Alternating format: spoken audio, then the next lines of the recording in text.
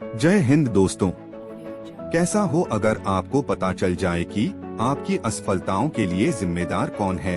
आपके माता पिता, जो ये चाहते हैं कि उनके बच्चे खूब नाम रोशन करे, खूब आगे बढ़े, लेकिन वही माता पिता ये कभी नहीं चाहते कि उनके बच्चे रिस्क ले, कुछ ऐसा कर दिखाए जो पूरी दुनिया में किसी ने नहीं किया हो। हमारे माता पिता तो यह चाहते हैं कि उनके बच्चे दिन भर घर के अंदर रहे और कुछ ऐसा कर जाए जो कि पूरी दुनिया में उनका नाम हो। या फिर हमारा एजुकेशन सिस्टम जो सिर्फ इसलिए बनवाया था ताकि वो हमें मानसिक रूप से गुलाम बना सके, उसकी हर बात को वो हमसे फॉलो करवा सके और उसमें अपना कोई भी दिमाग नहीं लगाए, और आज हो भी यही रहा है। दोस्तों, जब भी हमें व्हाट्सएप पर कोई भी न्यूज आती है, चाहे वो फेक हो, हम अपना बिना दिमाग लगाए, बिना सोचे समझे उसे फॉरवर्ड करने में लग जाते हैं, क्योंकि हमें एजुकेशन सिस्टम ने सेल्फ अवेयरनेस जैसी कोई चीज सिखाई ही नहीं है।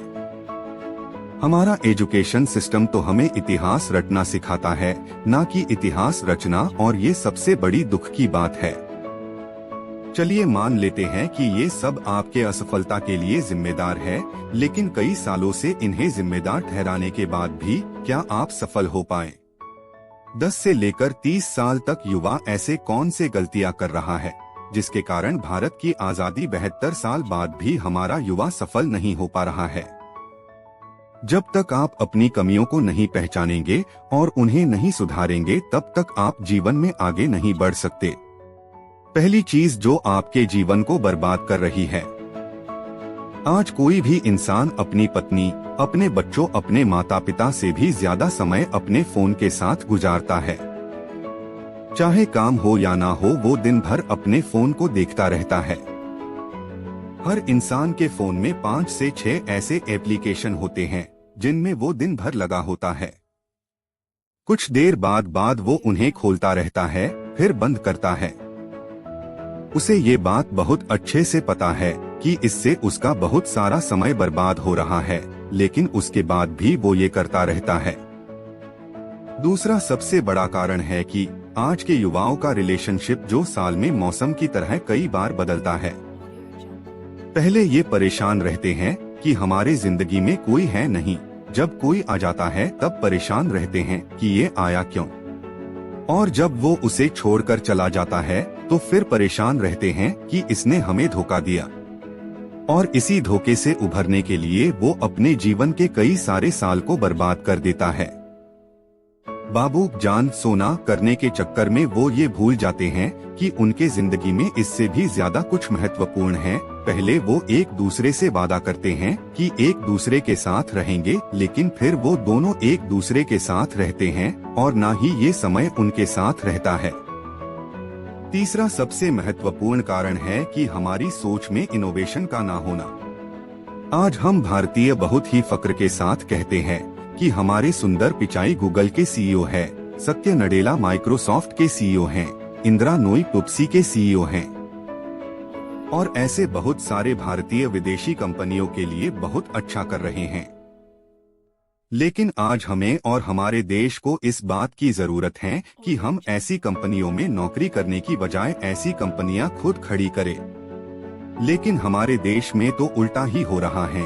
फ्लिपकार्ट और पेटीएम जैसी बड़ी कंपनी बनाने के बाद भी हमने उनका मालिकाना हक विदेशी कंपनियों को दे दिया। यदि हम ध्यान लगाएं कि बड़ा नौकर बनने से अच्छा है कि हम छोटा मालिक बन जाए, तो हम अपने लिए और अपने देश के लिए बहुत कुछ अच्छा कर पाएंगे। खुद की गलतियों को जानने के बाद भी तब तक काम नहीं बनेगा जब तक हम उन गलतियों को सुधार ना ले। मेरी ये बात हमेशा याद रखना कि इस दुनिया को सुनाई कम और दिखाई ज्यादा देता है। इसलिए आप बोलने की अपेक्षा करके दिखाने में भरोसा रखें। कई बार आप अपने फैमिली पर गुस्सा हो जाते हो कि वो आपकी बात नहीं मानते। क्यों माने? सालों से आप सिर्फ बोलते तो आ रहे हैं कि मैं ये कर डालूंगा, वो कर डालूंगा, लेकिन आपने उन्हें करके नहीं दिखाए। जिस दिन आप उन्हें करके दिखा देंगे, सिर्फ फैमिली नहीं, पूरी दुनिया आपकी बात मानेगी। आपको अपने साथ एक्सपेरिमेंट करना होगा। दुनिया जरूर कहती है कि एक लक्ष्य बनाओ और उसे हासिल करके दिखाओ, लेकिन उस एक लक्ष्य को बनाने से पहले आपको कई बार अपने साथ एक्सपेरिमेंट करना होगा। जैसे हुसैन बोल्ट बहुत ही अच्छे क्रिकेटर थे, लेकिन उन्होंने अपने प्रतिभा को पहचाना और दुनिया के सबसे तेज धावक बने। महेंद्र सिंह धोनी जो पहले बहुत ही अच्छा फुटबॉल खेलते थे, लेकिन अपने आप को जाना पहचाना और भारतीय टीम के सर्वश्रेष्ठ कप्तान बने। ऐसे ही आपको भी अपने साथ एक्सपेरिमेंट करना होगा और उसी के बाद आगे बढ़ना होगा। अब इस एक्सपेरिमेंट में आप कई बार गिरेंगे, लोग आपको बुरा भला कहेंगे, ताने मारेंगे, कहेंगे ये तुम्हारे बस की बात नहीं है, लेकिन तुम कभी हार मत मानना, अपनी गलतियों को पहचानना, उन्हें जानना, उन्हें ठीक करना और जिंदगी में आगे बढ़ना। गीता में भी हमें यही समझाया है कि हमारे हाथ में सिर्फ कर्म करना है, फल का अधिकार हमारे हाथ में नहीं है। वो हमें ईश्वर देंगे, अच्छे कर्मों का अच्छा फल और बुरे कर्मों का बुरा फल। इसके लिए आप हमेशा तैयार रहिए। आशा करता हूँ कि मेरी बातें आपको समझ में आई होगी।